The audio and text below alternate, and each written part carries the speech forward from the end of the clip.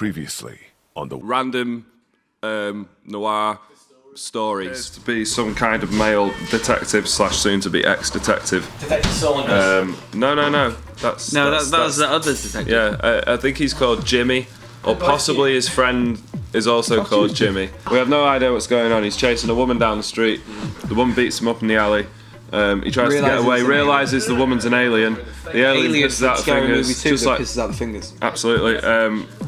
Goes back to the office, has a chat with his boss. The boss doesn't hand his badge in. They don't realise whose name's Jimmy. That's what he realises. Conspiracies afoot. Goes down to a local club. Realises there's more aliens. To try and get the scoop. Finds out there's more aliens. Like fuck. Gets the out of there. He's gone. Goes back to his apartment. After another attack at his apartment. He blows up the apartment though, because she's there with a Molotov. Yeah, blows up the apartment, obviously. Gets on the motorcycle that definitely ain't his. And he's gone. Yeah. The motorbike turns into a car. Because then something's there. Car overturns. He sees himself as an alien. It's all a bit weird. He blows up the car. Blows up completely. No, he doesn't see himself as an alien. He sees an alien as himself, like a clone of himself. Yeah. And then he just blows it all to hell. But the piss from the alien fingers has a what? Healing properties. Has healing properties. No. Healing properties. So the story is set. It's a desert road, North America somewhere. There was only a few things I knew about that night. There was an explosion, sure. Everyone went up in the flames. I know, I made sure of it. And the other thing I knew about the night is I was sitting in a puddle of pee from an alien, which I knew had healing properties. I pulled myself out of the wreckage. The burns were healing, and I knew I was okay. I turned and looked up and down the road. There was no one else there. They didn't have any backup. I then knew what I had to do. I picked myself up off the cold ground, went back to my private investigation apartments, and I walked in, the lock had been picked, and there was a strange aroma of some kind of healing wee, which I realized was probably me. And sitting in my chair is a tall glass of blonde and handsome, which I think is strange, because why would a giant glass be sitting in my chair? It was then that the gigantic owl, looking at me from across the table, I sat down, pointed myself towards this owl, and I said, "What's up to it, Tuwu?" Owl just looked at me, not an ounce of emotion in his face whatsoever. And one day my mama told me, "Boy, if no one shows any emotion, you just go ahead and get out of there now, boy." And she always told me, keep $1 in my sock, so I kept $1 in my sock, got myself a whiskey from the bar, shotted the whiskey. Meanwhile, this owl, God knows how it got there in the first place. Don't know where my accent's going with this. Keep going. Don't stop. This owl had a menacing look in his eye. Owl who'd seen things. Looked a bit like a man, though. Quite unnerving for a country boy like myself. Anyway, I'll pass this story on to my deputy, Alan Rogers. Sitting there watching my idol talk to the owl. Of course, he talks about him like he's this huge, larger-than-life human owl hybrid. It's funny how he mentioned he looks like a man. That's because that's all I see. The owl is a name given to the criminal underbelly, the kingpin. He owns everything: weapons, drugs, prostitution. The police, he is the police. No one knows who he is. He only works at night. Get him the nickname the owl. I have a few jobs to do, a few errands to run, a few things to pick up. Sure as my name is Alan Rogers. I go outside, it's raining, as usual. I've got to go pick up some laundry. The illegal kind. When I approach the door and enter, the bell rings. I look at the kiosk, the old man standing there. I go over, I nod at him. He asks me, does the mole sit sideways, or are his trousers moist? To which I answer, today's biscuits only cost as much as yesterday's regret.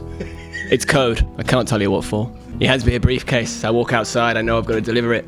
I'm getting sick of working under someone else. Maybe I should go out on my own, become a private investigator. I've got a few offers. There's this case someone's been asking me about, some elusive girl. Some kind of strange, weaponized healing factor. Some kind of liquid.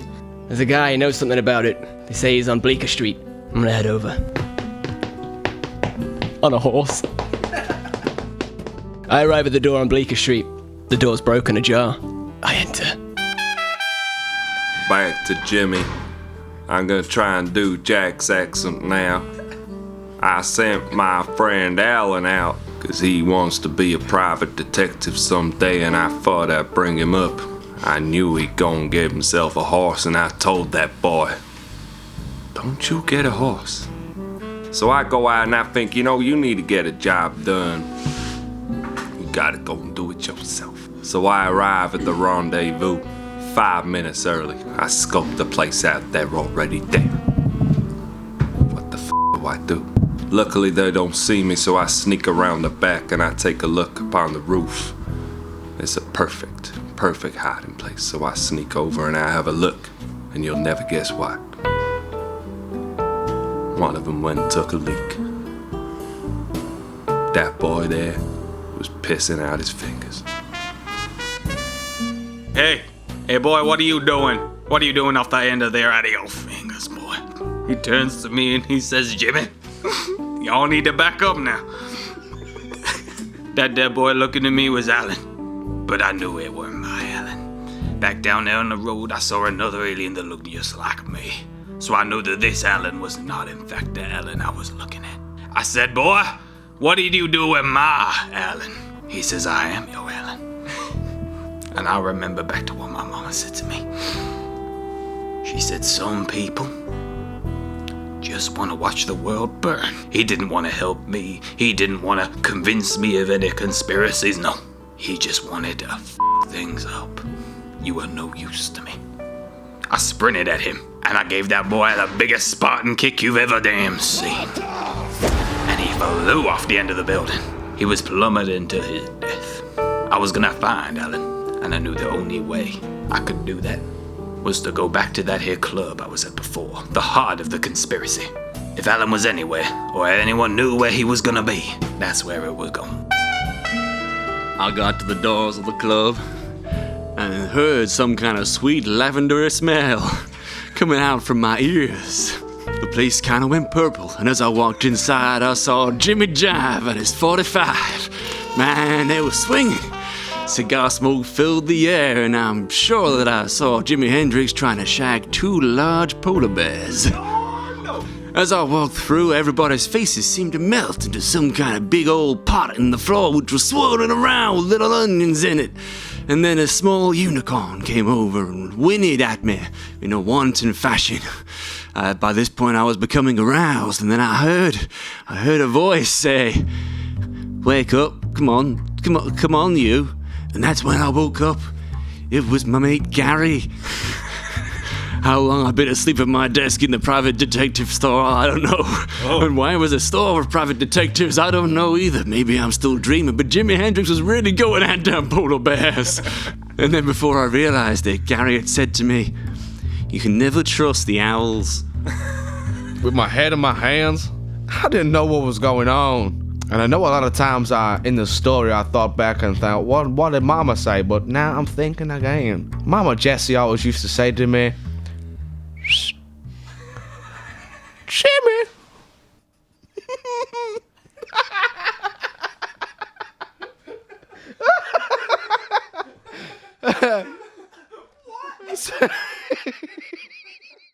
I look up and a menacing grin is coming from the man named Alan Rogers.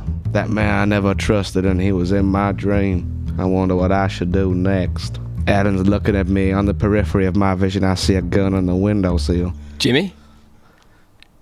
Jimmy's just staring at me. I mean, he hasn't said anything in the past couple of minutes. He's just staring right at me. Jimmy! Yeah, nothing. I know that Jimmy comes from a long line of drug abuse. He's never really ever been clean. Sees a lot of things, hallucinates, keeps talking about clones of people. It's ridiculous. Of course, I used to think a lot of things were ridiculous. The guy I visited earlier, he talks about clones as well. How they act, how they see things. His name's Jimmy. He's got a southern accent too. Tells me the Jimmy I'm standing in front of right now, he ain't my Jimmy. Alan keep trying to talk to me. Every time he look at me, I'm looking back, but I don't want to talk to him. I don't want to talk to him about nothing. I don't really want to talk to anybody anymore. This whole thing's going crazy with the clones and the aliens pissing out their fingers. To be honest with you, I'm just done with the whole thing. So I turn around, I'll look at Alan, and I'll say nothing. I just get up, because I need to take a piss. And I walk over to the urinal, and Lord knows why.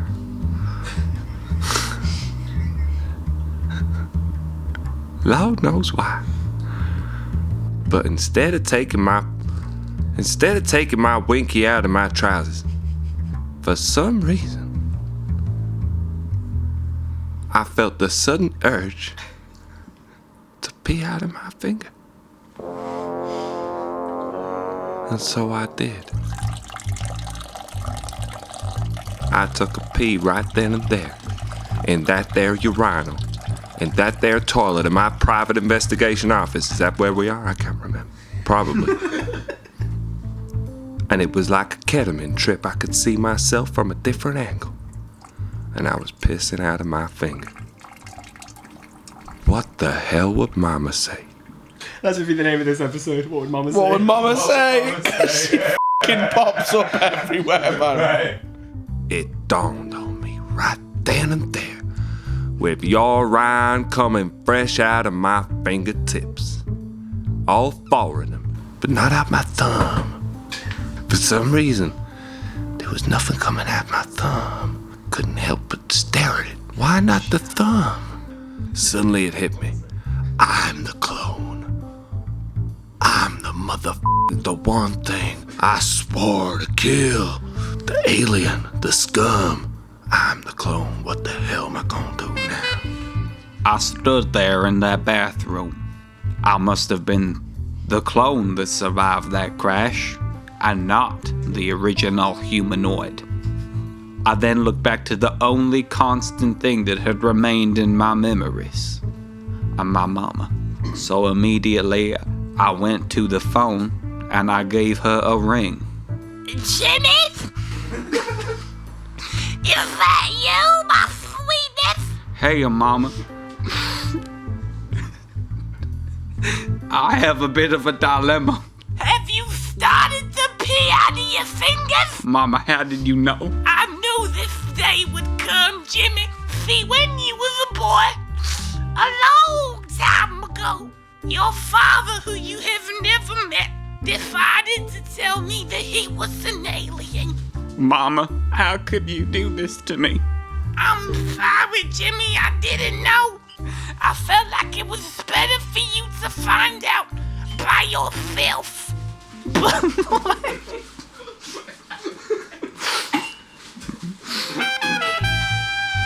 It was then the truth became clear to me. That I was in fact the very thing I hated. But where did this conspiracy of lies end? I had to know. Perhaps I would never know. That's when I drew my gun. Because on that, I had written down my mama's new address as a constant reminder in an unlikely place. So I went to 444 40 Brook Avenue and took my little pistol. Mama, how could you only tell me this revelation now? I feel like you betrayed me. These are lies. This is a web of lies, a home of lies. And she says, Actually, you've just moved in. and they seem to be in the middle of an aneurysm. Then, quick as a flash, as if my alien brethren could read my thoughts, a shockwave hit me, boom, and a tiny few drips dropped from my fingertips. It's like the entire wealth of knowledge of the alien race was beamed directly into my brainoids. I suddenly knew everything, like a herald, a heavenly alien choir. They introduced themselves to me with their national anthem, which went a bit like this. Tweedledee, tweedledum. Let's go and have some fun. Piss out of my thumb. Gonna piss up my thumb. Yeah, yeah, all over your population. Yeah, pissing from your fingertips. Can't really hide the grip. Pissing from your fingertip. Yeah, pissing from. That's the national anthem. Nailed it. Apparently. Podcast level. Jimmy now has has the knowledge of all the aliens. What will he do with it? Find out next week on Noir Freestyle. Save.